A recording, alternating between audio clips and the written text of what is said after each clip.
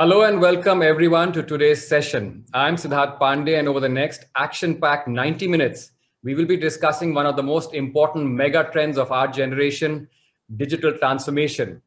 We will get to hear and also ask questions directly from top global experts and practitioners on how digital transformation is rapidly changing businesses. As these leaders will tell us, it's not a question of whether businesses should embrace digital transformation, but it's a matter of survival and success. So, what should businesses and future leaders do for winning in the digital age? These various nuances of digital transformation and being successful in the digital age have been articulated by Nitin Seth, CEO of Incido, in his book, Seven Building Blocks of Successful Digital Transformation, Winning in the Digital Age. And we will get to take part as the book is officially launched in India in just a short while. So thank you all for taking time out and joining us today. This session is also being streamed on YouTube, and you can use the hashtag winning in the digital age to share this session. And you can also post your questions in the Q&A option on Zoom. Now, if you're a member of the press, do remember to also mention the name of your media organization while posting your question. Now, as technology revolutionizes every facet of our lives, from ordering groceries to buying cars that drive themselves to hopefully even being able to buy a vacation to the moon, well, at least for those of us who have that extra cash, digital transformation is not only changing the rules of business, leading innovation and acting as a disruptor to exciting business models, but it's also creating new businesses being built using digital technologies.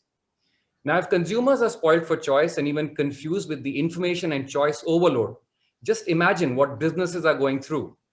While digital transformation is driving innovation, it's also a complex minefield for businesses to navigate. Well, we are honored to have global experts joining us today to launch Nitin's book on winning in the digital age, and also take part in what promises to be a very informative and exciting discussion. So joining us, Nitin Seth, CEO at Incido, which is a high-growth technology services firm focused on digital data and analytics. Before Incido, Nitin has in his career spanning more than 2 decades served in key positions, including as Chief Operating Officer at Flipkart, the Managing Director and Country Head for Fidelity International, and Director at McKinsey Global Knowledge Center in India. Nitin has also served twice on Executive Council of NASSCOM, an MBA from the Indian Institute of Management IIM Lucknow, and an engineering degree from the Indian Institute of Technology in Delhi. Nitin is also passionate about mentoring and nurturing leaders. Great to have you with us, Nitin. Hi, Siddharth. Very nice to be here, and very nice that we are launching the book today, and I'm especially pleased that we have really some great industry leaders, but also very importantly, great friends together here. So that makes it really special for me. Great to have you with us, Nitin. Well, let me also move along to Chatri Sityautong, is Chairman and CEO of One Championship, the world's largest martial arts company. And just to give you a perspective, his company is bigger than even the Indian Premier League IPL. Now, Chatri, who has an MBA from Harvard University, is also a living testament to what hard work, focus, and perseverance can achieve. His life has been about struggle, failure, and also being able to pull oneself out from despair. Having to live on the streets when his family was hit by the Asian financial crisis, Chatri embraced martial arts, which gave him the inner strength to succeed and to eventually build his company using digital transformation. So, Chatri, excited to have you here. Can we expect some digital martial art tips from you today? Yes. Well, everything's going virtual now, so people can learn martial arts virtually. But no, in all seriousness, I'm super honored to be here today to talk about Nitin's book and what an impact. People don't know that Nitin is also a CEO advisor for me for the last few years and has been really impactful in terms of his strategic thinking, in terms of his leadership thoughts, and just everything, and obviously on the digital front as well. And so there's no better person to help lead India and the rest of the world on digital transformation than Nitin. Excellent. Great to have you with us, Chatri, today. Let me also move along to Leo Puri. Leo is a financial whiz kid, if you will. He's a financial sector veteran with over 30 years experience in consultancy and finance. Leo has worked at McKinsey, Warburg Pincus, and former CEO and managing director at UTI Asset Management Company. He has a long innings with him of deep knowledge, not only in finance and consultancy, but also very keenly tracks technology. So great to have you with us today, Leo. Thank you. It's a pleasure to be here and to celebrate Nitin's achievement in putting this book together. Lovely. And we are also honored to welcome Raman Roy. Raman is someone actually who needs little introduction. Currently the chairman and managing director of Quattro. He's a serial entrepreneur. Raman has also served as chairman of NASSCOM. Good to have you with us, Raman. Excited about the book? Yes, thank you, Siddharth and Nitin. Thank you for putting it all together in a book. This is the future. And, the industry I come from is going to evolve into something very different from where we are today. And the 7 building blocks that Nitin brings about are truly the building blocks where the industry and globally everything services sector will go. Absolutely. And we'd be just keenly waiting to hear from you more about that as well. Also joining us, we're honored to have Puneet Chandok, who is the president for Amazon Web Service, AWS for India and South Asia. Before joining AWS, Puneet was a partner at McKinsey & Company. He's also served as deputy general manager at Asia Pacific at IBM and technology consultant at Hewitt Associates. Puneet also has an MBA from the Indian Institute of Management, Calcutta. And while Puneet's business is literally in the cloud, his feet are firmly on the ground as he leads a team that manages the world's largest cloud computing system, which, as Nitin in fact described, is as critical, if not more, than AI in digital transformation. Hi, Puneet, great to have you on board.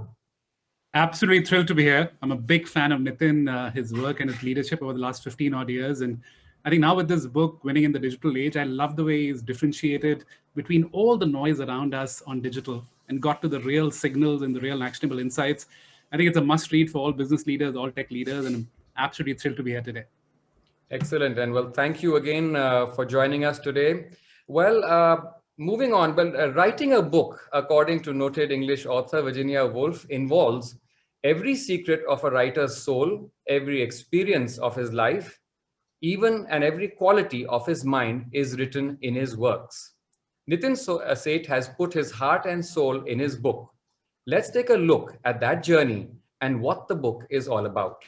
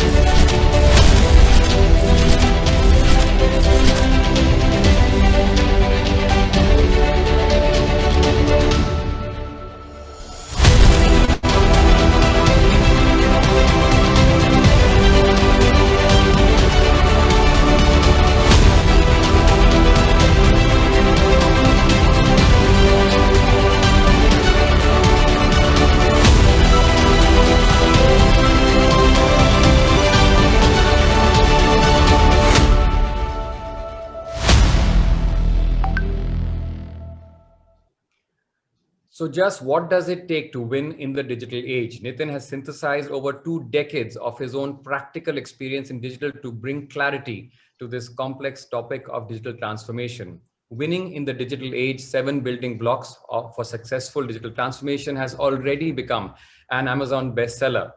And today we are very happy to have all of you join us for the official launch of the book in India. And in keeping with the title of the book, where better to launch it than right here online in the digital age? Nitin, if I could request you just to give us a brief insight into what prompted you to write this book and who is the book really aimed for? Is it for the practitioners and companies, or is it for the enthusiasts or explorers starting out in the field? Nitin. Thanks, Siddharth. I'll give you a short answer and then also a slightly longer answer. The short answer is that, look, digital is one of the mega trends of our age, or the mega trend of our age. It is such a humongous opportunity, but at the same time, there is such a long way to go, and I felt that I had something helpful to contribute to this. I had something useful to say here, and that's why I wrote this book. Now, the slightly longer answer that if you look at digital, 70% of digital transformation, there is so much money going here. There's hundreds of billions of dollars which is going into digital transformation. But if you look at the net impact of it, 70% or so digital initiatives either fail or don't realize their full potential. So that to me has always really struck me that, hey, what is happening? There is this big gap. Now, when you look at the topic of digital, there are a lot of futurists writing about, hey, this is how AI is going to play out, or cloud or blockchain is going to play out. And that's very interesting. But what I've always felt the gap is that of a practitioner's handbook, somebody who's kind of done it and then kind of been able to put it together in a way which can be kind of used. And that's what I felt, that's really what I've tried to do. And I've been very fortunate that my career over the last 20, 25 years, and a lot of people here have been an important part of it, especially Leo. When I started my career in McKinsey, the internet era was just taking off. So I had the opportunity of really, working closely on some of the, early internet kind of initiatives that were done in India. And that kind of, encouraged me to do a .com startup, which was, a very interesting phase in this whole digital era, which bombed, but I learned a lot. I came back to McKinsey and then, led the McKinsey Knowledge Center, which is kind of, I was right place, right time, because analytics was really kind of, coming to life, and I had the opportunity of setting that up. And then later going to Flipkart, which is such a unique company, such an amazing digital native. And I got a very different perspective of the world. And then over the last 3 years at Inseedo, serving some of the largest corporations in the world. So some of the challenges that I'd seen in India, and then, I've been so surprised that, even in some of the largest companies in the world, those challenges around digital transformation are very much there. Yeah. And that's really, those string of experiences that I've had, that's really what I've tried to put together.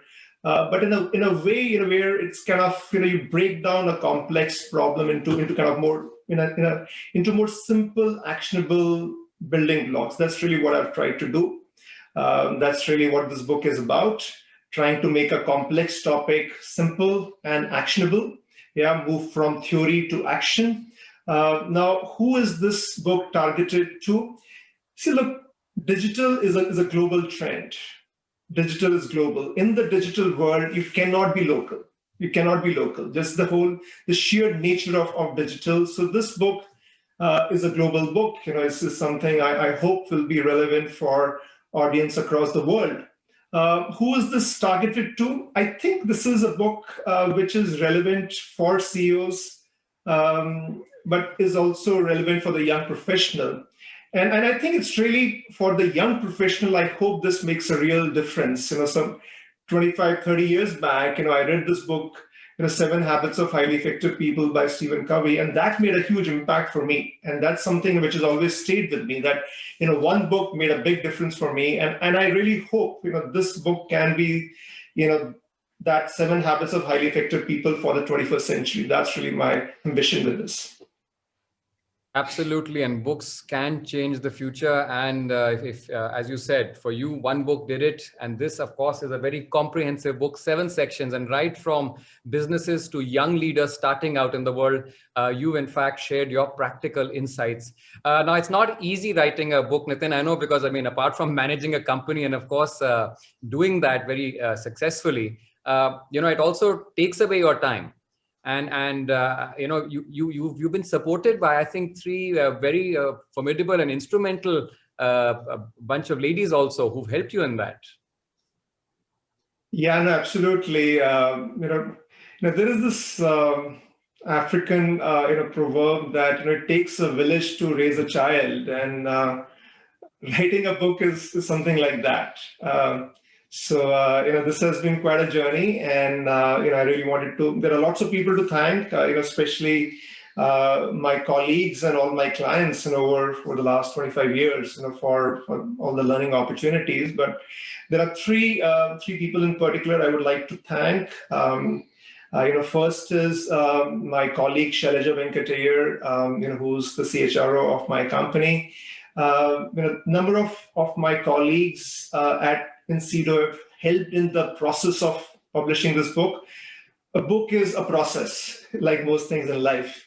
And I'm really thankful to my colleagues and to Shailaja, who was the leader of the pack. So Shailaja, thank you so much. I also really want to thank Ankita Podar. Ankita, I don't know if Ankita is there. Ankita was the editor from my publisher, Penguin Random House. I was really honored that Penguin decided to publish this book. And Ankita was very patient through that process. And last and most importantly, my wife, Arpana. Arpana, if you can join me here. So look, this book has been in works for maybe 8-10 years. So it's been a kind of long process, and it takes a lot, and so Arpana has been the anchor, who's because of whom I really have been able to manage a lot of things, including writing this book. So thank you. So I'd like to request the 3 ladies, Shailaja, Ankita, and Arpana, to unveil the book, please. Yeah. So that should be our formal book launch. Yeah, so just open it. Yeah, that's it.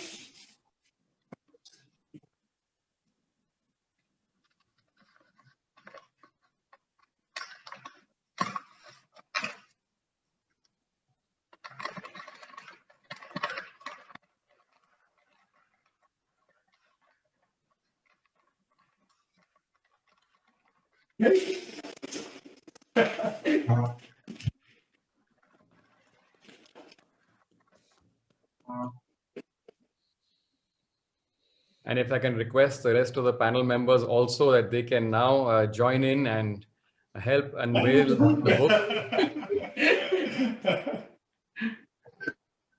Okay, thank you. Thank you. Thank you all so much. And in fact, this promises to be really a very comprehensive read. I think that you really put your heart and soul in it. And this, very importantly, is not just a theoretical book. It's a practitioner's guidebook. And you've really shared your expertise and real life experience in this book. And it's going to be really, really worthwhile to read this book. And it's already the bestseller on Amazon, so people can just order their copies from Amazon, or of course buy it from their stores as well. Now at this point, I'd like to invite Ankita from Penguin Publishing to tell us a little bit about this book and why Penguin chose to publish this book. It was actually a very easy decision for us to take to publish this book. In our first meeting with Nitin's team, we'd met with Apurv and with Soumya in our first meeting, and it was an easy decision to take. In the first day, we decided that we had to absolutely do this book. When we started working on it, Nitin had a very, very clear vision of where he wanted this book to go, what he wanted to include, what he didn't want to include, which made my job as an editor a lot easier. It's really easy to work with somebody who has such a clear vision of what it is that they want. And it was very comprehensive. I actually learned a lot while reading and editing the book myself. And it turned out to be a really good decision because with Amazon, like you said, it was in our top 10 in the Amazon list, which is actually not something that we've had with our division before. It was our first foray into a bestseller list. It sold over 5,000 copies, I want to say, in the first 15 days. And it's still going from strength to strength. We've not had to ever before introduce a reprint so early in a book publishing cycle. So we've learned so much while doing this book, and it's been a really, really good book for us to have decided to publish. Well, thank you so much, Ankita. And as you said, it's already gone for one reprint, and I suspect it's going to go for many more reprints as well. Thank you so much for sharing that. And thank you all for being part of the official launch of the book. Nitin, and now just getting back to the book, if you will, for a while. You've talked about the 7 building blocks for successful digital transformation. Can you tell us a little bit more about this? Sure, Siddharth, sure. Let me, is it okay if I now launch into my presentation and yeah, so Absolutely. give me a second. Let me, okay, there it is.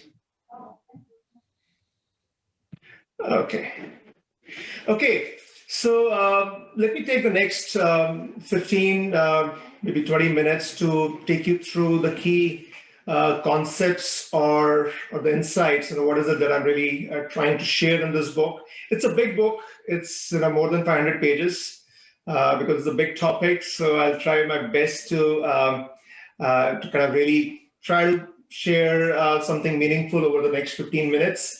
As I said earlier, it's a complex topic. So I've tried to simplify it using a lot of frameworks, blame it on my McKinsey training. But I think frameworks are really, really helpful because they try to help bring some structure to somewhat kind of messy, complex topics. So let's get into this. Let's get into the topic. So clearly, digital is a mega trend. It's often it's seen in the frame of this fourth industrial revolution.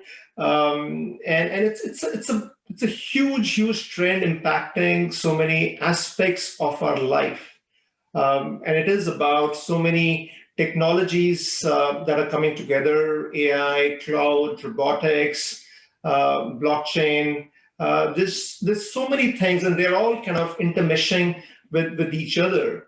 And there are 3 kind of key things that are driving this. There is the whole growth of devices. There is the sheer explosion in bandwidth, and also the kind of unbelievable explosion in the volume, variety, velocity of data. If you just look at devices, over the last 10 years, we have gone from 5 billion devices to 25 billion devices, and over the next 5 years, we are going to double that. So just the explosion that is happening here is unbelievable. Yeah, unbelievable. But really the point I want to make is that I think we are still in the early stages of the digital era.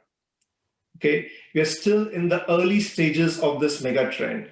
So I'm a sports guy, I'm a sports fan, and I'll use a cricket analogy that, think of this as a 5 test match series. And, we are at lunch of day 1 of the first test match. Yeah, I think that's where we are. Yeah, already the first session of the first test match, first day, has been very, very interesting and exciting, but there is a long way to go. Yeah, there's a long way to go.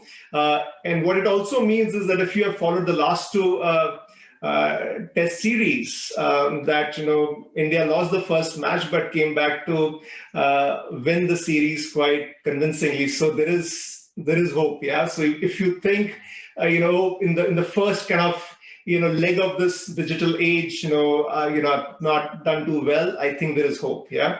So mega trend, but we are still in very early stages of this. Now, what is happening in this mega trend is that it's kind of exaggerating everything. So either you win big or you lose very big. Yeah. There is very little middle ground. There is no place to hide. Yeah, so you look at the winners, you look at, of course, Apple, Amazon, these are all like, you look at their valuation, these are all multi-trillion dollars. That's kind of quite ridiculous. It's like, more than the GDP of most countries. You look at Tesla, just in a couple of years, its valuation is more than that of the next 6 auto manufacturers combined. And equally, when you look at players, have lost, a BlackBerry or Nokia, or you look at Sears, it's quite stark, over the last 10 years, how the revenues have fallen. And all of this has been exaggerated by COVID. Yeah, so in COVID, this whole irresistible trend of digital is just, the rise in digital penetration that we have seen over 2020 is kind of like what would in normal course would have taken 3 to 4 years. Yeah, so COVID has further exaggerated this, and you see that with COVID, like a company like Zoom over the last year has had 100% growth, but equally Cisco with their WebEx product, which was the bigger, had more market share, they have fallen.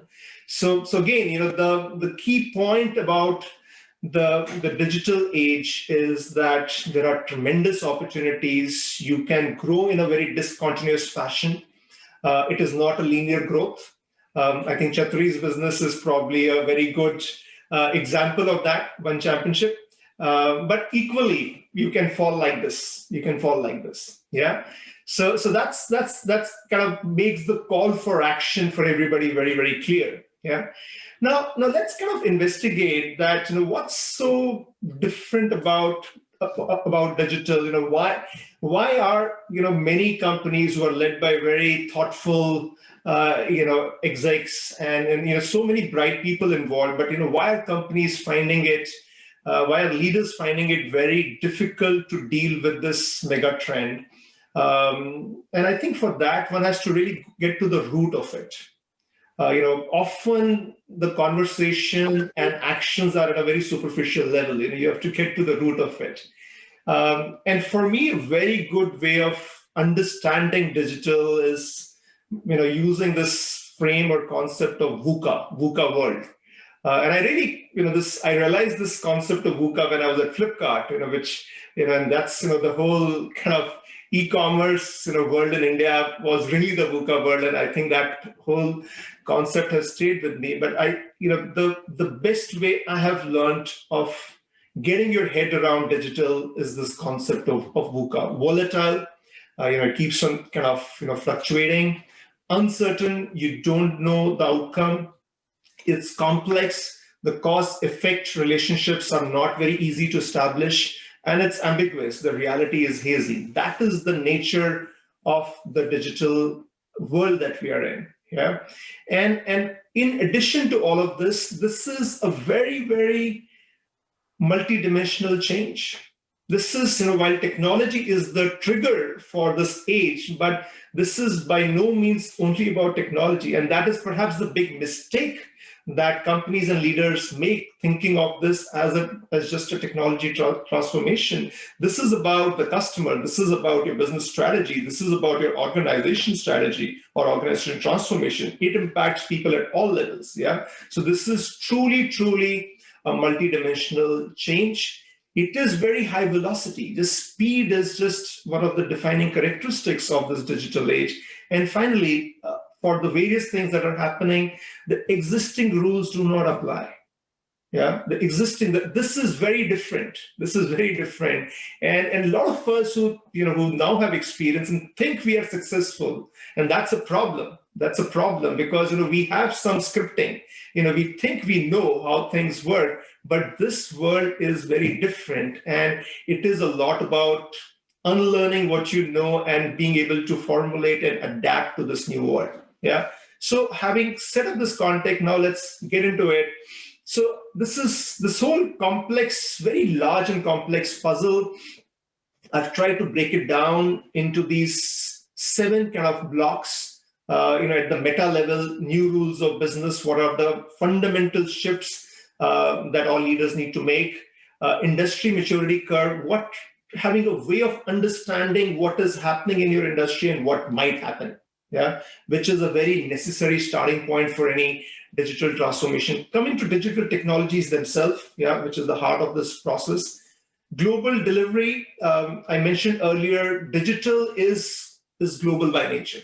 Yeah, it is about global demand. It's about global supply. Yeah, and you have to think about it. Organization transformation, to my mind, my experience, this is the biggest block. This is the biggest block. And also the literal meaning of it, that this is the bottleneck. Technology is very rarely the bottleneck. This is the bottleneck. This is where the biggest shift needs to happen. The first 5 blocks are more from an enterprise perspective, but the next 2 blocks are more from an individual's perspective, entrepreneurial leadership, what are shifts that leaders need to make, and then finally, next generation talent. I think digital age is great news for young talent. Because experience, the value of experience earlier versus now is very different. And it's a lot more of a level playing field in that sense, and opportunity for discontinuous growth for young talent. Yeah. So those are the 7 building blocks. Let me get into some of the specifics. I'll try to go through this fast. Now, the first building block, which is at the meta level, what are the big shifts that I think need to be made? The first is about innovate and shape the future. When you think about growth, traditionally you would have said, okay, last year this is what I did, or this is my trend line. Okay, this is what I'm going to grow by. And this is the market share I'm going to aim for. And which in this world is completely irrelevant. Is completely irrelevant. In fact, it's a very, very limiting construct, because either the industry is kind of exploding, is growing, or it's kind of, it's really going down. So if you go with just trends, it's very limiting. Yeah, this is truly the first rule is about shaping the future. It is not taking the future as a given. It is shaping the future. It is creating markets. Again, I'll go back to the example of e-commerce. If you look at the e-commerce growth in India, it's not like a steady straight line. Every once in a while, Flipkart or more recently Amazon introduces a market kind of, a big innovation, and the growth curve shifts. That is how these markets have to be played now. What it also means is that you need to get a lot more comfortable cannibalizing yourself, because if you don't, somebody else will. Second rule, strategy lies in connecting the dots. I spent a lot of my career doing strategy. And you kind of go through a process, you kind of assess the market, corporate strategy, business unit strategy, break it down into plans, and then kind of annual priorities, and you execute. That just doesn't make sense in the VUCA world. Best laid plans, best laid strategies do not survive, that contact with, the violent reality of the VUCA world.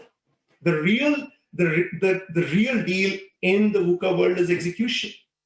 This is execution. You have to really, really focus on execution and what works and what doesn't work. You connect the dots, and as you connect the dots, that is strategy. That is strategy. So it's a very different way of thinking about strategy. It's a more agile way of thinking about strategy, very differently from the way it has been done traditionally. Co-create with customers. The traditional boundaries between customer and provider is absolutely irrelevant now. It has to be kind of one team. It has to be one team, and that calls for a very, very different level of trust.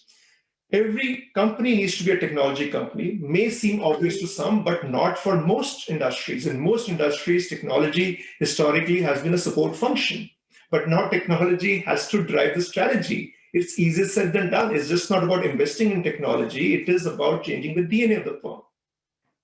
Simplify organization structure and processes. One of the very key aspects of competing in this digital age is speed. But companies are basically built around, the structures and processes are built around this one core aspect, which is risk management. We should not make mistakes. Yeah, and that's why you keep on layering it up. And there is a need to very dramatically simplify organization structures and processes.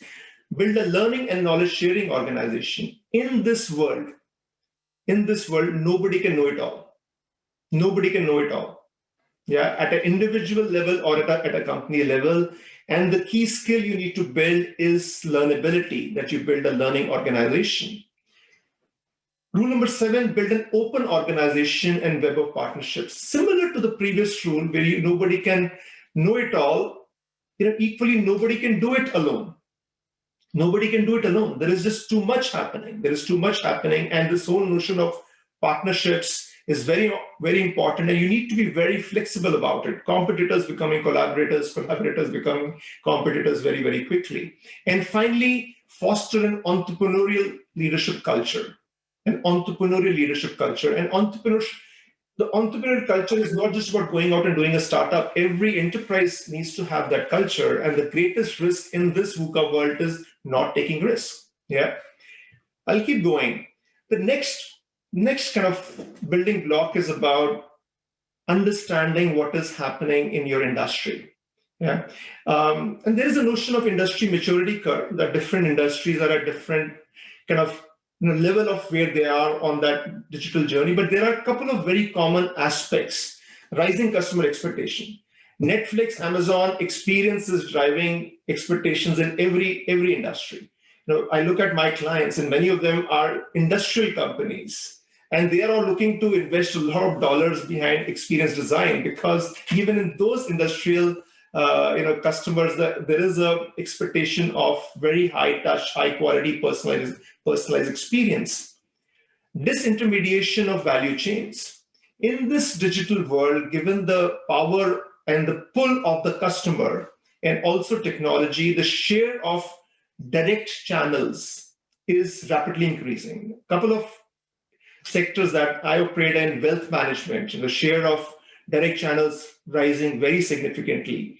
Pharmaceuticals or life sciences, very dramatic shift happening. It has always been a B2B industry, where the customer is the physician, not the final patient, and that is changing quite rapidly. It is becoming a lot more of a patient-centric business model.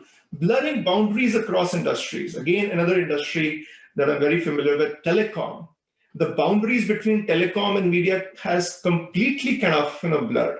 Yeah, new competitors emerging. Something that Leo would recognize very well. That you look at banking, and who is the main competitor that banks are worried about. It's not necessarily the other bank, but the fintech, or perhaps even Amazon and Google. So there are a lot of fundamental shifts happening across industries, and that's something which you need to understand and figure out what is most likely to happen for your industry. Building block number 3 is around technology, and this is something which I think many people understand. There are kind of these, there are different ways you can put it, but I've chosen to put it as these 7 layers: experience, analytics, operations, AI, data, blockchain, cloud. To me, the key issue is that, as you think about digital, and you think about technology, often transformation is driven through kind of, just selling technology, and sometimes, it can be, technology or a specific platform or technology for the sake of it. Yeah.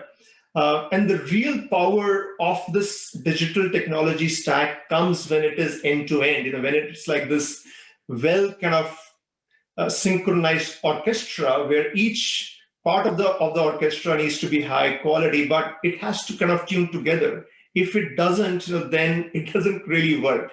And that is really the key point for a key kind of success factor for digital transformation.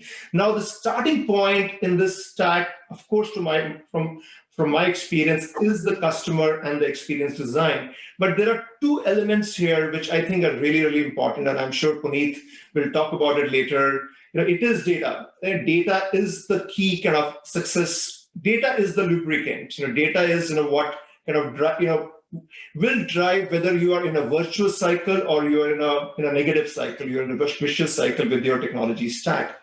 And the key trigger for transformation is really cloud.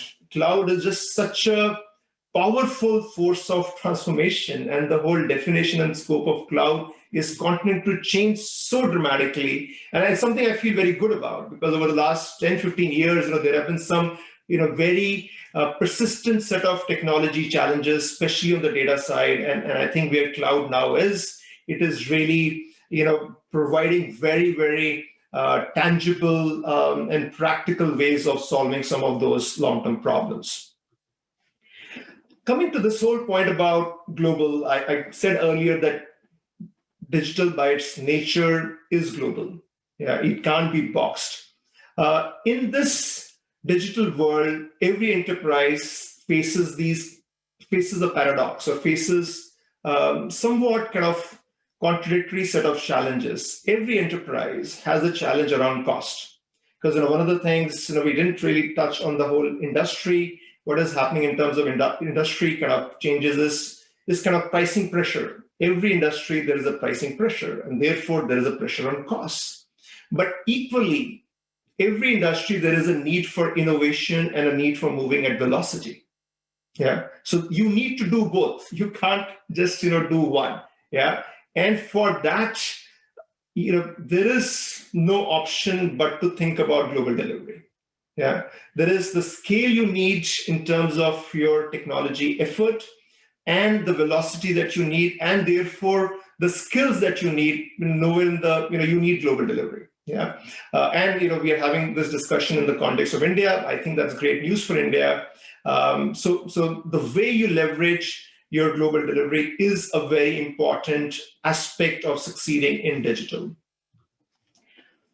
Organization transformation, building block number 5. And as I mentioned earlier, this is perhaps the biggest kind of block. Yeah. And I'll just touch upon it. The starting point has to be the culture. How do you shift the culture, which is a more entrepreneurial culture? A couple of key things to point at, innovation. And again, in the context of India, we are so much caught in this whole jugaad thing that moving to a more systematic innovation paradigm, and also moving from process innovation to more significant customer experience and business model innovation, that is really, really key. And the other thing I would call out is around diversity.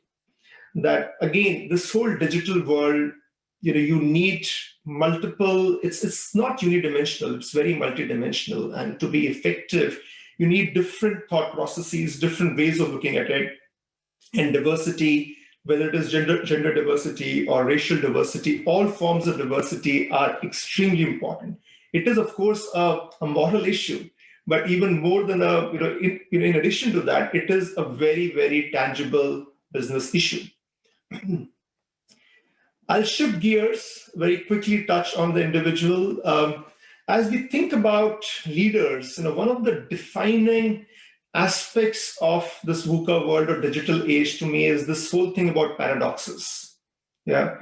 Now, you are faced with, as a leader, you are faced with a lot of seemingly contradictory objectives: growth, profitability, strategy, execution, short-term, long-term, quality, speech, intellect, empathy.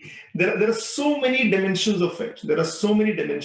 And I think this is one of the most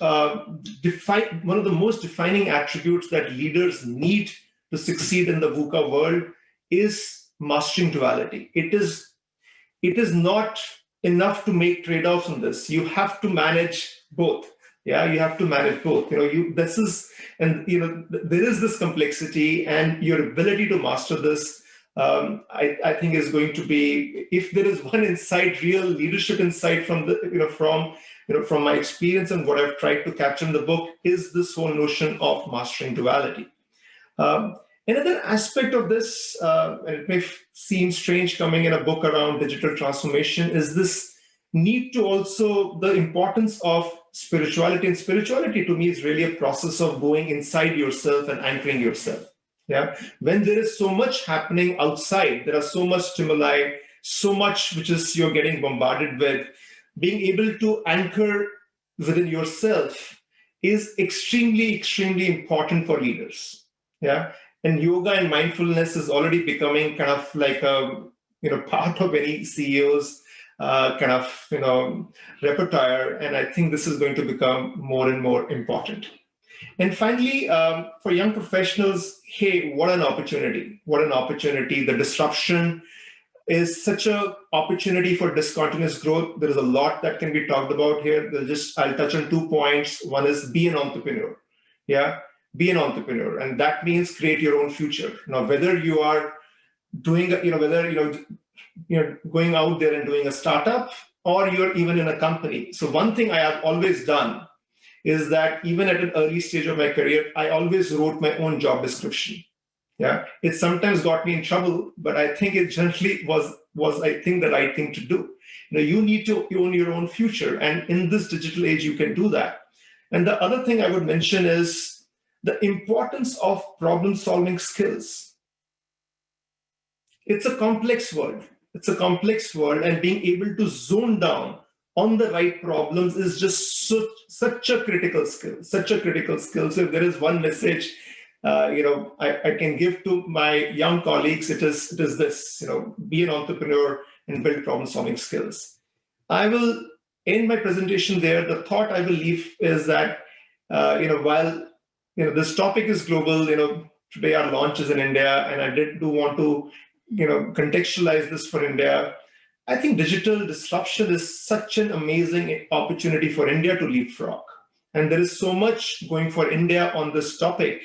Digital is democratizing access to information, to technology, and that's such an amazing thought. That the best knowledge in the world, all the information. So whether you are, in a top school in Delhi, but for if you are in a taluka in Telangana, or you are there in somewhere in Maharashtra or wherever, that all the information is available on your mobile phone. This is such a great opportunity. This is such an equalizer. Yeah. And in addition, there are at least four very big kind of positives that India has: the smartphone penetration, the extremely low cost of data, the fact that we are already a leader in the IT industry globally. And Raman knows these numbers much better than me. You can look at the number in different ways, but at least 50% of the global IT industry, we have that, that headcount. It's just such an amazing opportunity. And finally, the young population, 65% of the population below the age of 35, 850 million people, makes it the third largest country in the world. It's like just amazing. Yeah. And they are change ready. They don't have the baggage. So I just get very, very excited, what winning the digital age overall means, but what it also specifically means, for India. And I think that sets up, the discussion for the panel that, can digital be that brahmastra? Can it be that force for unlocking the growth paradox that we have in India currently? So let me stop there, and Siddharth, back to you. Absolutely. Thanks, Nitin. In fact, as you said, can it be the brahmastra literally of helping solve India's growth paradox? How do we grow? We've got millions of people who are online, as you said, a great opportunity, but millions who don't even have access to electricity. How do we get them to be participants in this great transformation? So that, of course, Nitin helping us get a quick look at the book and setting, in fact, the entire contours of the debate. But before we get to the discussion, I'd like to quickly remind all our viewers that they too can take part in this discussion. They can stream the video from YouTube. They can share it on other social media platforms by sharing that link. And of course, here on Zoom, you can post in your questions. Do remember to use the hashtag winning in the digital age while you are posting a question. And for members of the press, do remember, while you're posting your questions, also mention the name of your media organization. So just before we actually get to our very exciting discussion, I'd like to there's going to be a poll, and the lucky winner who gets the answers right will actually get a signed and autographed copy of Nitin's book. And but of course, there is a catch, as with all good things, that you have to be the fastest finger first. You have to get the answer right, and in 10 seconds. So that book, 7 Building Blocks of Successful Digital Transformation, Winning in the Digital Age by Nitin, that's up for grabs. So we are going to now show you, give you a question. You have 10 seconds. And the first question is, the 7 building blocks for successful digital transformation includes 4 options: new rules for businesses, industry, maturity curves, digital technologies, or global delivery model, organizational transformation, entrepreneurial leadership, next generation talent, or all of the above. So one of them is, of course, the correct answer. So which is the best correct answer?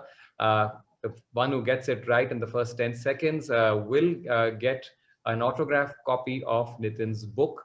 And the results, of course, will be on Incido's website, so you can track the results there as to who gets it. And of course, they will get that copy of the book. So great. So now let's just quickly jump straight into the discussion. Nitin, you set, you framed the debate, and the right answer, of course, is all of the above. So those who got that answer right will, the fastest finger first will get the book, a signed autograph copy of the book. Nitin, you set the entire contours of this debate. The big question, of course, is the paradox of growth. You also touched upon the fact that, last year has been extraordinary. We've been hit by a pandemic. Businesses have been completely wiped out. It's how do businesses then try and reinvent themselves very quickly? Nitin, you've talked about duality, the duality approach, where it's very essential to both grow quickly, but also sustain it for a marathon. So I want you to quickly jump in on this particular aspect, especially when we are looking at the pandemic. Businesses now have a greater strain than ever before. What do they do? And then I'm going to go to Chatri next, because he's got a personal insight into this as well. Nitin, first you.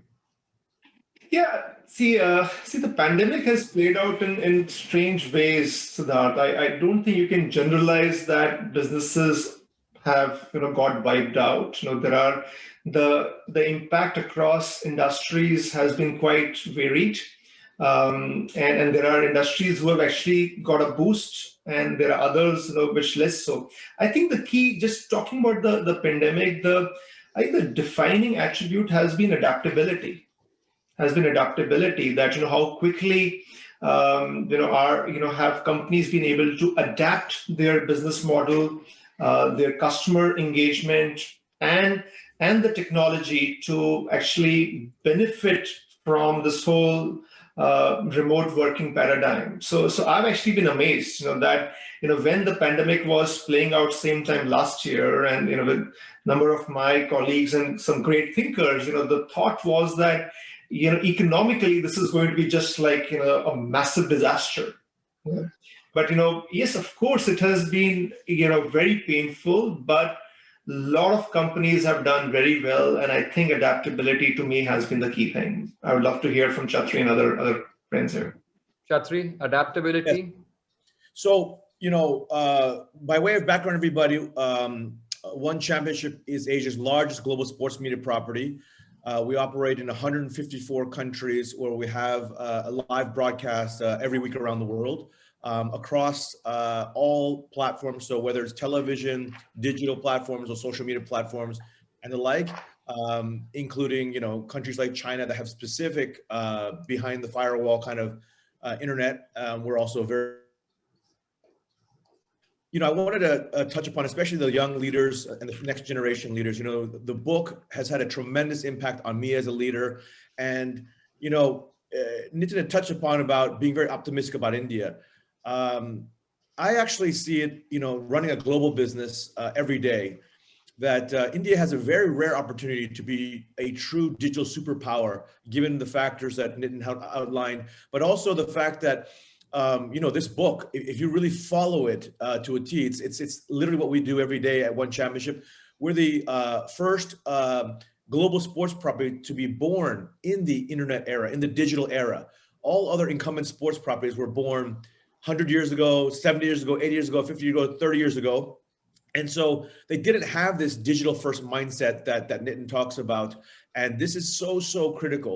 I'll give you an example, okay? When the pandemic hit, the Singapore government decided to shut down the entire country. All borders were closed and everyone was relegated to stay in their house. You're not allowed, literally allowed to leave the house, and you would face jail time if you did. So everyone stayed at home. The only thing you could do was grocery shop. And so you have to imagine the country, a hustling, bustling, iconic, cosmopolitan country. And it was like a ghost town. So the country was shut down March 28th for 3 months. And I didn't know if it was going to be, 12 months or 24 months, had no visibility. The first 2 or 3 days, I definitely was, down. I was depressed. I was disappointed. I was frustrated. I was like, because we are a live event, just like IPL has to throw events, right? And broadcast we need to throw events to keep our 154 broadcast partners happy and alive. Let alone our hundreds of millions of fans around the world who watch one championship and who rely on us for their magical memories with their families and friends and following their heroes, our world champion athletes. And but then I woke up like 2-3 days later and I'm like, actually, this crisis of the worst global crisis in 100 years is actually a phenomenal opportunity for our team and myself to see how extraordinary we are as leaders. And so I would add to what Nitin said about adaptability. It's also about resilience in a crisis. So a lot of people freeze when the crisis happens. Oh my God, our business is damaged, blah, blah, blah. And you can easily, as a team, fall into this death spiral. And so, when Nitin talked about spirituality, it's so true. Being very, very spiritual about what is your mission? What is your purpose? And one chapter, our purpose, our mission has been to unleash real life superheroes who ignite the world with hope, strength, dreams, inspiration. It's not about fighting. It's not about martial arts. It's not about esports. Actually, I always say our genre is martial arts, but our platform is humanity. So in any case, our team, I said, guys, girls, this is a time to elevate. A ship is not made for the calm waters of a harbor. It is made for rough seas in search of new horizons. And I said, we can't do live events. What can we do? Because of digital, our content machinery, we produce approximately 20,000 videos for TV broadcasts, for digital, social, etc. And our content is very much like software. The marginal cost of delivery is almost zero, right? For every new platform we go on. So we really just adopted the whole digital mindset. Luckily, we were born in that mindset already. And we said, okay, everyone's gonna be on their phones. Everyone's gonna be at home. What can we do? So we did a live stream music concert with, in partnership with Global Citizen from the US. So we had, incredible musicians like Jay-Z or Kanye West, Taylor Swift, and etc. We had installed millennial fan base. We then had our content team create all sorts of interesting content, live stream, as well as different ways engaging our fans. So we created video games, very hyper casual video games. We launched 2 or 3 over the summer. And guess what? In this pandemic, we were down for 3 months, April, May, June. So we were only operating for 9 months, technically, as a live sports property.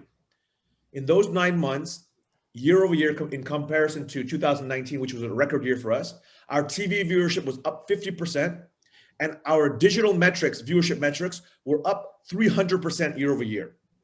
So Nitin is absolutely right. Adaptability, but you see, we already had the digital transformation mindset. We already had the 7 building blocks entrenched in the company because we were born in that era, and we're already operating at a global scale.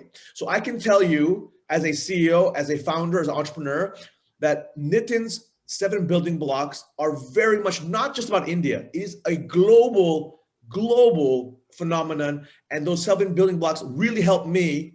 I mean, it literally helped me step by step in terms of thinking every time I got lost. Absolutely.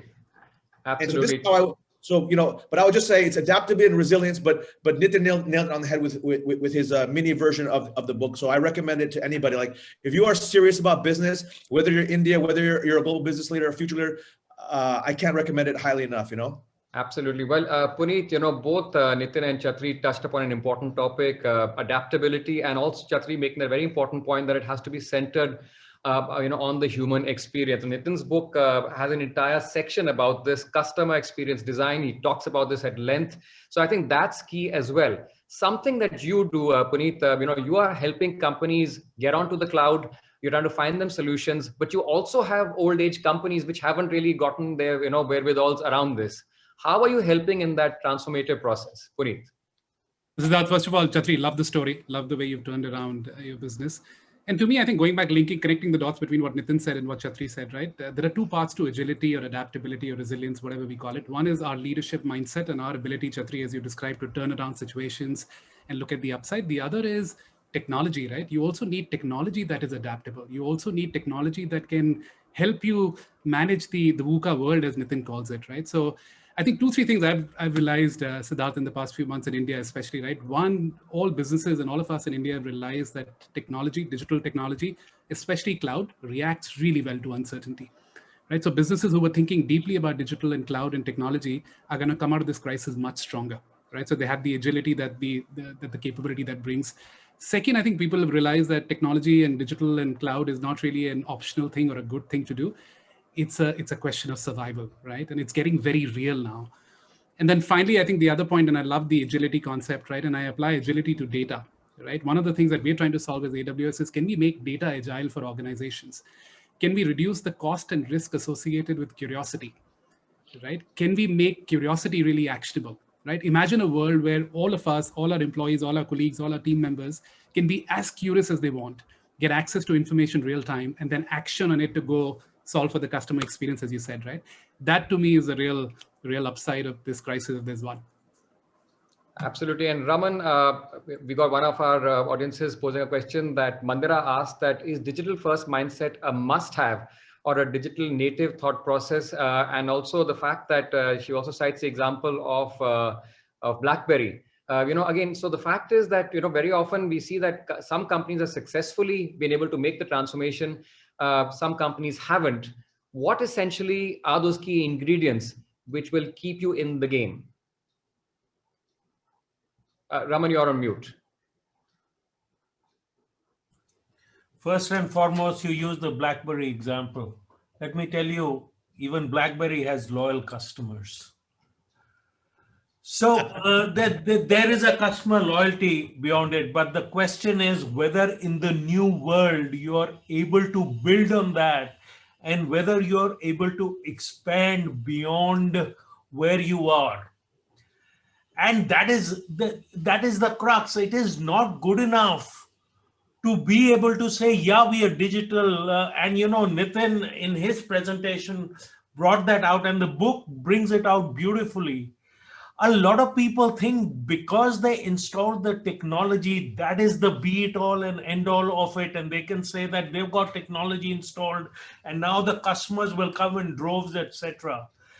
That these 7 items, as Nitin brought out, are the building blocks. These are the requirements for you to build your business in the digital world of where you want to take it.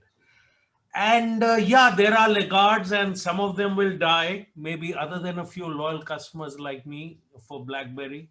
But on the other hand, it is an opportunity to turn it around and bring it to different things. And, Chetri spoke about the COVID scenario, and I could almost feel the meetings that Chetri was having with his management team in the early days, like a lot of the IT industry was having those meetings. Because while, oh shit, what happened? How will we do it? We've got to figure out a way to do it. 98% of the Indian workforce in the IT industry started working from home. And, while at the end of it, you can say, look what we accomplished and what we did. When we started out, we didn't know how we would do it because a lot of them didn't have internet. A lot of them didn't have computers. A lot of them data requirements were there. There were some legal obstructions. I mean, I remember attending a meeting much before the digital age and much before Nitin would have thought of writing this book, with a government official in early 2000s. I went to say, allow me work from home. And I said, what is the problem? I opened the laptop and work from home, and he corrected me and said, Raman, don't say you work from home. You're in violation of law. You can say you answer emails from home. You're not in violation of law. So, there is an entire aspect of which way we will leverage the opportunities, how we will get the policies to work for us, and build on the building blocks. And that is crucial. Nitin's example, last thing I want to make, Nitin, your example of saying lunch on day one of a 5-test series, that is a wonderful way to describe where we are. And there is a lot. Abhi game baki hai, and all of us have to play to it. All of us have to learn, and we have to learn from each other. Absolutely. I love what Raman said, about it's not just about the hardware. And this goes to the heart of Nitin's book. You see the 7 building blocks. It's not just about, hey, I know the technology, I understand them. It's about the organizational fit. It's about the entrepreneurial leaders. It's that mindset, right? And it's the soft and the hard skills and experiences that come together, and the centrality of a digital strategy, which is what Nitin was talking about. So that's why I said, I found the book again to be very profound, but that's how you're able to overcome and achieve extraordinary results as a company instead of being under attack. And I agree with Nitin. It's like, unfortunately, digital is going to create superstars and going to create disasters. There is no in between. Either digital is fully entrenched in your organization with entrepreneurial talent, with an organization that's nimble and agile and forward thinking and adaptable, with all the latest technologies fully integrated and understanding the full scope and scale of everything, or technology is just a side issue, like it has always been in the yesteryears, where you had the IT department and they took care of everything. Absolutely. Yeah. So. Siddharth, if I may just build on a point that Raman made. Raman kind of took that cricket analogy of where we are in the digital age, and I think it's very important. It's very important, and also kind of reflecting on some of the questions that are coming in the Q&A box. That I think it's fair to say that so far the digital natives have done exceedingly well, and the quote unquote legacy enterprises have found it very challenging. But at least my submission is that as Raman said, game abhi baki hai. Yeah, that there is still a lot to play out, and I believe that the legacy enterprises actually have great set of advantages as well, and something which I think they're trying to now figure out, and that I'd love to hear from Leo that because you have been involved with so many industries which are very very have a long kind of legacy and not easy to change. So it would be great to get your perspective, Leo, of how do you see from that lens? And in fact, before Leo jumps in on that, Leo, just a quick question, just adding to what Nitin has said. Ashish Gupta has said exactly, I think what Nitin you're saying is digital transformation manifested in different sectors in different forms. So how do you pick that? The fact that, there is a variance of how this has happened in different sectors. A lot of it is also linked with finance. Nitin in his book talks about, playing offense and not defense, and also the whole concept of duality. So while you want to grow quickly, you want to also ensure that you're there for the marathon long run. As someone who's also so intrinsically linked with finance, how do you pick and choose, and how do you try and spot the winners, and how do you try and encourage businesses to grow? I think fascinating discussion. And I think in a sense, we are all digital now. So the distinction between winning and losing in the future is less about whether you are digital and I am not, because we will all be digital. And you will have businesses that will fail and be digital, and businesses that will be successful and be digital. So the distinction on a forward-looking basis is going to be much less about, are you digital and am I not? I think that has been, of course, looking backwards in the rearview mirror, a source of distinction, and hence these debates about incumbents. But today, you look at any sector, including finance, which is often viewed as a easy target, if you like, for digitized attack and so on, disruption. Reality is everybody is digital. It's not that the so-called incumbent banks are not digital players. Of course they are. The issue is, and this comes out when you talk about BlackBerry versus Apple. BlackBerry was a digital leader. It didn't fail because it wasn't a digital leader. But Apple was able to create a business proposition and an insight around customers, reimagine the way consumers would interact with technology to create a beautiful world of music and entertainment and social media and put it all into somebody's pocket while, BlackBerry was serving Raman's email needs. So it's less about whether you were digital or not. It's about how are you reimagining the business you're in the context of the world we actually exist in today. And that's why it is such a powerful opportunity, as Nitin's book lays out, for young people, because this is all about reimagination. Technology is, of course, just a tool. It always has been. It's a very powerful tool. Mostly, I personally think, a tool for good. Occasionally, a tool that, like all tools, has to be managed. I mean, like the big knife in your kitchen drawer, it can be used for various things. So, of course, but generally, I'm an optimist about where technology is leading the world. And I think, I think India, in that sense, is an example of a country that has, of course, we have connectivity. We are fabulous at creating content. I think there are a few places that will create as much content as we do. And I actually think we are a liberal democratic sort of, we have liberal democratic traditions, which are very strong and resilient, and which, by the way, I think are a very important contributor to whether or not you succeed or fail as a digital economy. I think freedom of markets, freedom of thought are all going to be very important. And I certainly hope India will, evolve and sustain all of those elements. And I'm optimistic that we will, even as we come to regulate these businesses.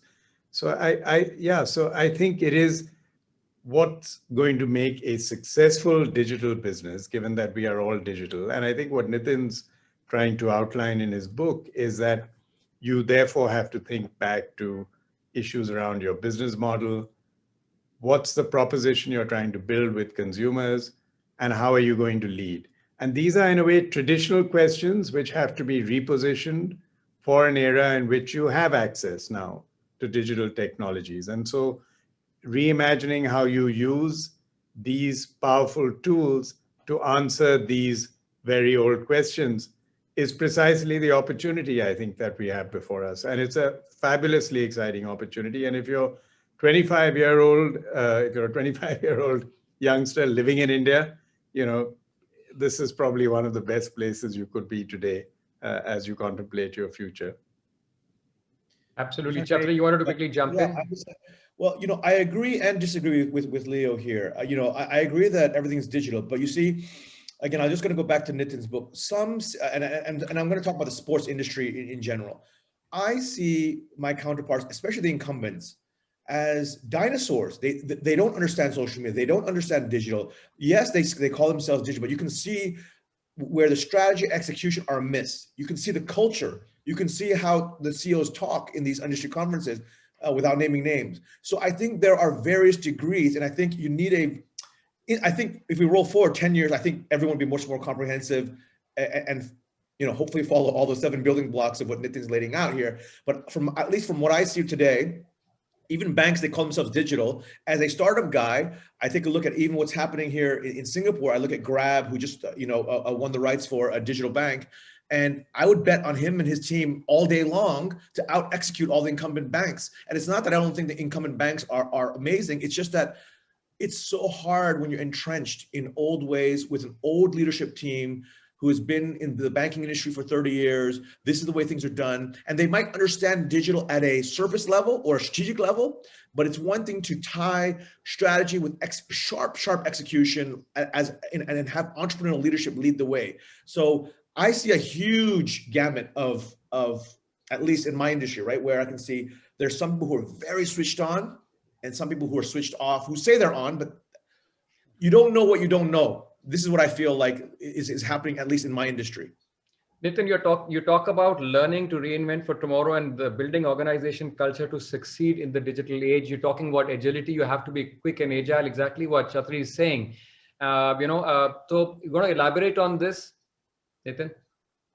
Yeah, I'm also looking at some of the questions, again, coming to this theme of, how do you get the dinosaur to move, or large enterprises, who are not born who are not born in the digital age.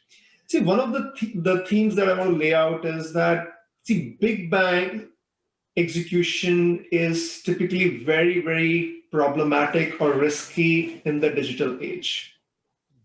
Yeah, is very, see, this is, everything is changing very rapidly.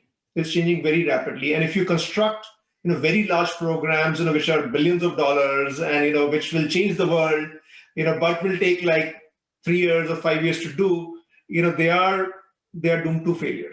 Yeah, because as you progress on that, and by the time you're midway, or even like quarter of the way, the assumptions behind that program would have changed. Yeah.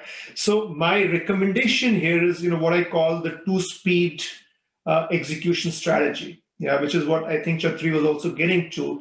In this world, there is, the premium is execution.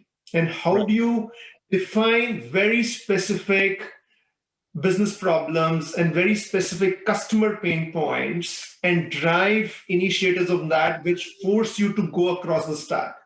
Because if your program is that I want to build like, data lakes of all data lakes for my enterprise, yeah, or I'm going to do this complete legacy modernization, it will take many years and you'll be waiting. But if you take specific problems and drive through the stack, and which I call the speed one, that gets the virtuous cycle going. There was also a question about how do you get a virtuous cycle going? You get virtuous cycle going with successes.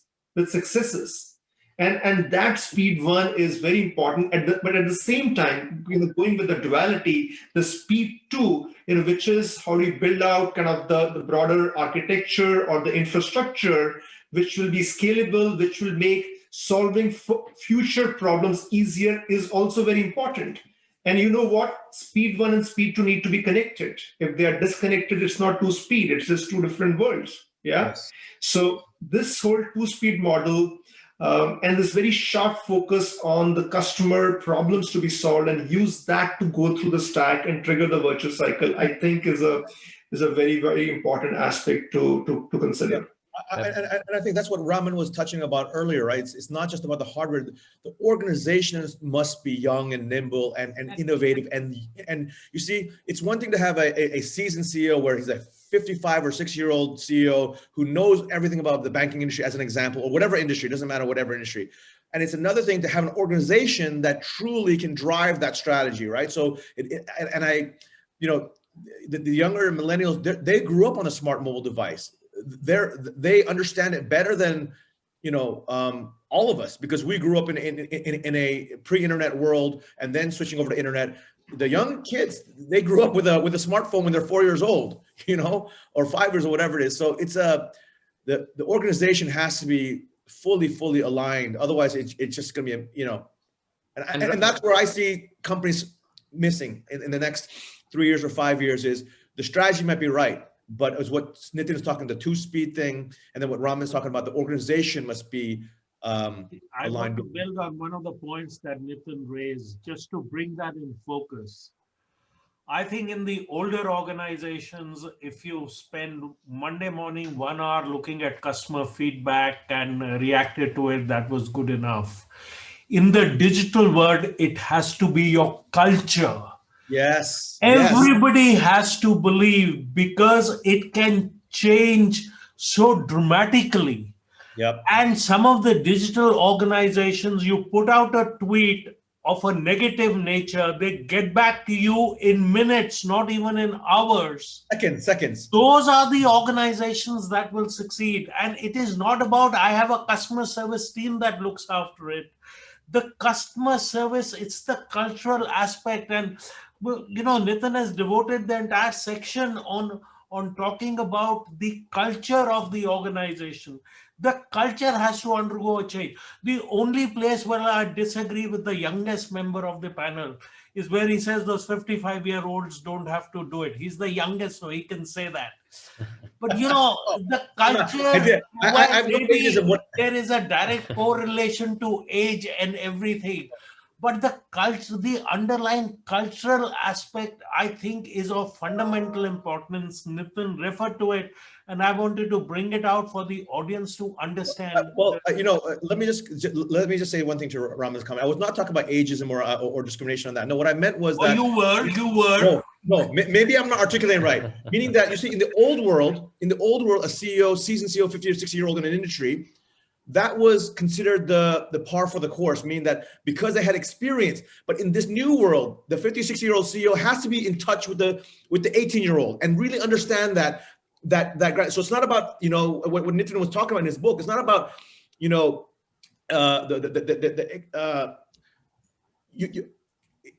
the old world, there are old business rules that applied. A seasoned CEO who'd been in the industry for 30 years, that would be, he or she would typically have all the markers for success. Today, that does not necessarily, that could actually be a hindrance, right? Being 30 years in the industry, being 56-year-old, if you're out of touch with, technology and how consumers use it every single day. So I agree with you, Raman. And I agree with Leo. It's the war front is digital. The question is, who adapts first and how entrenched is it in the centrality of the culture? It's all the points in Nitin's book. Puneet, how many 60-year-old CEOs do you have coming and how many younger CEOs for your business? No, I love the debate. Yeah, it's fascinating, Jatri. I mean, if I can connect the dots and take it back to Nitin's book, right? I mean, there are two ways to frame this, right? In the last 12 months, the pandemic has impacted us in two ways. The first way is to say where Chatri is going, saying, listen, it's exaggerated the gap between the innovators and the laggards, right? Because that's one way to frame it. The other way to frame this, and I'm with Raman on this one, is, and that's where Leo, you were going as well, it's leveled the playing field. In the last 12 months, I'm seeing large enterprises and businesses shed baggage like never before because they don't have an option, right? And again, Raman, to your point, absolutely agree with you. You can't change culture overnight, but I'm seeing decision-making move at a pace that I've never seen before. I'm seeing digital transformation happen in days and weeks and months, not in quarters and years. Right. So my only submission on this, I agree with you. It's the challenge is not technology. The challenge is leadership, culture, your ability to experiment, your ability to react to these changes. And those would be the winners. It's not a question of if you're early in the game or late in the game.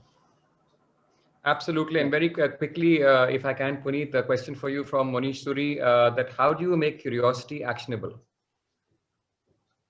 The old tools don't work, right? And I think they're all used to the old world of database tools and licensing norms, which are really good at locking you into hardware refresh cycles and licensing norms. And that just doesn't make curiosity actionable or risk-free, right? So you need the new age tools, and that's where some of the platforms and cloud is a great enabler of this, right? Your ability to go, and Nitin was talking about building data lakes. We're working with customers, and we call it 3 in 3 in 3, which is take 3 data sources, take 3 use cases, and give us 3 days, and we'll solve that problem for you. We'll make that curiosity simple and easy and actionable, right? So that's how the world is changing. So the old tools will not work. You'll have to think about the new tools. And then finally, it's also the cultural part, right, that Raman is going back to, right? Do you have a culture of experimentation? Do you have a culture of asking questions? Do you have a culture of trying things and breaking them and being okay with it and not going back to your natural muscle of noise-free operations and all of that, right? So I think it's both technology and culture that have to come together to make this happen. Absolutely. Leo, lots of noise in India. It's never a boring day in this country. We've got a huge population. In fact, Nitin talks about this in his last slide, a huge opportunity. The number of people with smartphones, the young population that we have, but we also have a population problem. So, where do you see this paradox getting sorted? How do you think digital transformation can, substantially help us leapfrog in terms of trying to tackle that growth paradox? Leo. Yeah, that's a very important point. I think, see, as you build businesses in today's world, and as I will stress, all businesses are going to be digital, but some will be successful and some won't. You can debate why, but the point is you're also going to have to build digital businesses that are sustainable in the era beyond disruption. What you've seen around the world, and India is not unique at this, is you first break a lot of China, right? That's what disruption is. In that process, actually a fair amount of damage is caused in some directions. And we've seen that. There are, you may have digital lenders who cause a certain amount of friction in society. You may have issues around gig economy. You may have issues around toxic work culture. You may have issues around responsibility. And, the Tatas had a certain sense of civic orientation and duty. Will the new economy replace that sense of social conscience and so on?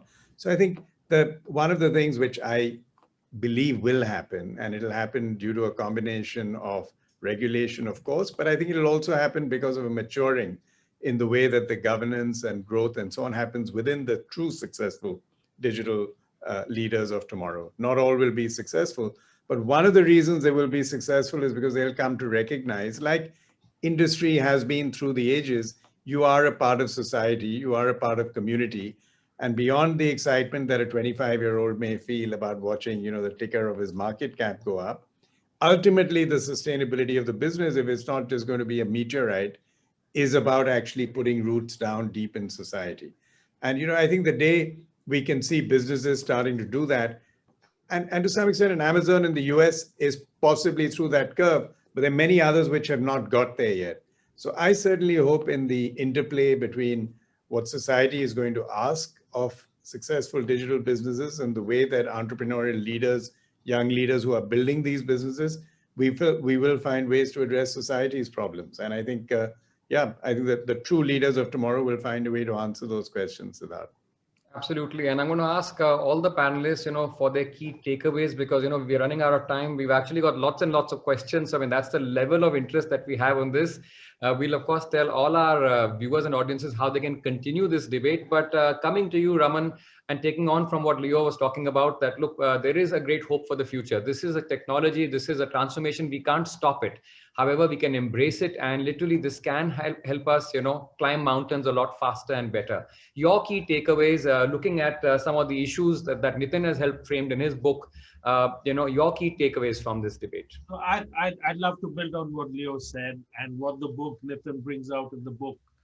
The same, the foundational aspects, and I'll take the example of the industry I'm from. See, work from home has become the new buzzword. And everybody says it will never be the same, it's work from home.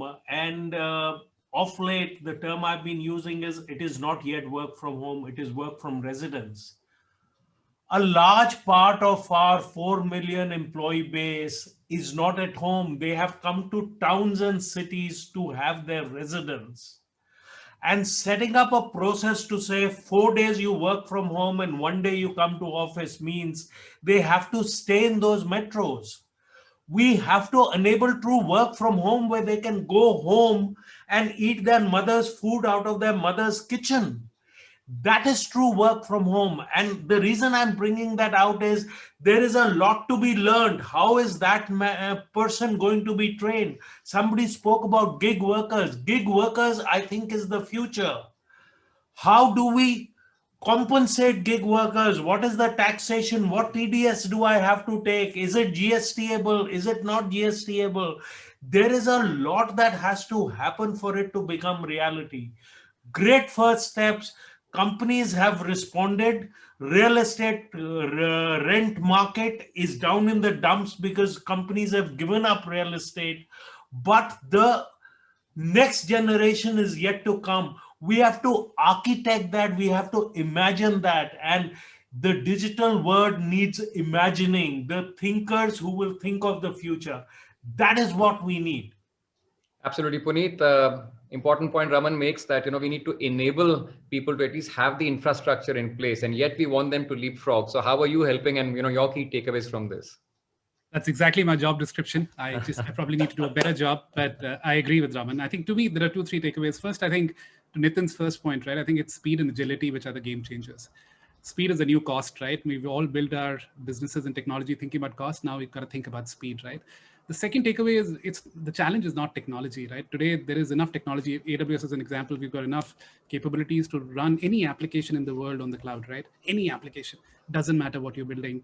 But it's not about technology. It's about leadership. It's about culture. It's about uncertainty and your ability to experiment and try things. And that's what I think Nitin's book is. The 7 building blocks are the right foundation, both for people like me who are running tech businesses and for young people who are trying to build a career and build digital skills. I think these are really important blocks to work with. Chatri, your key takeaways. You're on mute. You're on mute, Chatri. Sorry, apologies. What a lively discussion, So my big takeaways, again, it's I think Raman at his very first comment hit the nail on the head for me. It's it's not just about the hardware, it's not just about the leadership, it's the full integration of an organization. And as Darwin said, you know, it's not the strongest or the smartest that survive. So it's the species that adapts most to change. We are in a VUCA world, as Nitin said, but how do you create an organization that adapts to change relentlessly, whether it's the micro changes or whether it's the big momentous shifts, inflection points in an industry? For me, these are actually going back, ironically, the digital transformation is as much about what's happening in technology, even more so though, the new generation leader, the new generation leadership team must be perpetual learners every day, just in the same way actually Nitin is already, or everyone here on the panel. We love always learning, growing, evolving. I think that is a mindset that an organization has to have. That's for me. Yeah, I think Raman hit the nail on the head in the very first comment. Nitin, there's a lovely chapter heading and it says from your book, take personal responsibility and change the world. You know, I think that's your last chapter in your book. And, you know, I think it's really beautiful what you said out there. You've given the prescription, you've talked about your real life example. It's a labor of love, your book. I can't say what are your favorite portions of the book, but again, I mean, just if you can touch upon this particular line that, you know, take personal responsibility and change the world. I feel very strongly about it. You know, one of the, you know, again, going back to the Stephen Covey kind of, you know, example that, you know, one of the concepts, you know, I learned, you know, from there was, you know, you have this zone of influence and zone of concern. Yeah. Zone of influence is something you can do something about. Zone of concern is something you feel worried about, concerned about. Yeah, and if we can all focus on the zone of influence, you know, you can take responsibility for doing something, that zone of influence keeps on growing. That is really how you grow as a leader. Yeah, you know, you grow as a leader based on the responsibility you take. It is not something that somebody gives to you. Yeah, and kind of, and, you know, and really deep rooted, you know, and you know what really I'm trying to say through the book, you know, is a call to action. Is a call to action. Now, there is such a tremendous, humongous opportunity out there, and it's, you know, it's for everybody. Yeah, and very much so for India, perhaps even more so for India. But it's such a humongous opportunity. You know, the irresistible march of digital and AI and cloud. It's an irresistible march. You know, nobody will be able to stop this. Yeah. Now the question is that how do we harness this opportunity into making something meaningful at an individual level, at an enterprise level, and at a society level. Yeah, all three levels. Yeah, and we will do it through actions. We'll do it through action, and that really is you know what I would really want to lay out. That hey, a call for action, and think about this two-speed or multi-speed implementation. I think that's, you know, how do you break down a big kind of hazy kind of thing into doable steps and get going, because that's really what gets a virtuous cycle going. Call to action. Absolutely, call to action. And I'm going to call the audience to action right now before we proceed. And we have another question ready for them, just to see how much they've gained from the experience shared by all of you. And you remember the person who gets the answer right, the fastest finger first gets the answer right, will get an autographed copy of that book. The question: in a VUCA world, describe our world of unprecedented speed and change. The acronym stands for what? Volatile, uncertain, complex, ambiguous, very understandable, common algorithm, variable, united core analytics, or all of the above. So of course, the first person to get that right gets a personally autographed copy of Nitin's book. And I mean, it's not just this question, but I think just about the kind of, I think, depth of knowledge that all our panelists have, you know, shared today, and they've been so generous with that. And obviously the first one is the correct answer, and the person who actually has won, they can find out from Inseedo's website about that, and of course they will be sent a copy of that book. Well, we'd also like to just remind all the people who've joined us on this debate today that you can continue tracking this debate. You know, Nitin, it's been a pretty lively debate. Your book really, you know, setting the entire contours of this, I think, very exciting and fascinating debate that we've had. and very fortunate to have world experts on this platform, unveiling that book with you. Nitin. Yeah, I really feel extremely privileged to have friends, colleagues, mentors, who are here. Leo, Raman, who have been mentors, for decades now, and Puneet and Chatri, who have been colleagues also for a long time. So it's a very special moment for me to kind of being able to unveil this book, and the opportunity of sharing that moment with people that I respect deeply and who have played a very important role in my life and career is a very special thing. So all of you, thank you so much for making time. I really appreciate it. It means a lot to me. Yeah, and also I think we had over 1,000 people who joined this webinar, which is I really appreciate your time, and I hope there are some interesting learnings that you took away. That is really the intent of the book, that there are a lot of interesting experiences, learnings that I've had in my career, to bring it together in a way which you can absorb, which benefits you. So I would love to hear from you. I would love to continue that discussion of what you have taken away, or maybe what are some things which still need to be explored. Hey, this is still evolving. This is a long way to go, and I certainly intend to continue this as a theme. Hopefully, this is a book where we have many editions every kind of second year or so. So I would love to learn from you, hear from you. Thank you. Absolutely, Nitin. And I think the book has given enough thought for a debate and to provoke questions, as well as, a nice lively debate that we had. And the book, of course, is available online via Amazon or Flipkart, and you can just order it from there. And of course, as Nitin said, that any thoughts, suggestions, comments, and feedback, or what perhaps the next book or the edition should look at, you can just get in touch with Nitin, and that's his email out there, Nitin at winningInTheDigitalAge.com. So you can all get in touch with him as well. And for all the other viewers who've also been with us and they've been tracking this, they can continue to get information, and especially for the media queries, you can contact both AD as well as Ashish with their contact details on the panel. And do remember that special kits will be sent to all the media participants, including Nitin's presentation and the key takeaways from this debate. And at this point, I'd like to thank all our audiences, and especially our panel, for taking the time out and joining us for this very exciting debate and the book launch today. Thank you all so much, and goodbye. Thank you. Thank you. Thank you. Congratulations once Thank again, you. Nitin. Thrilled for you. Thank you. Thanks, everybody.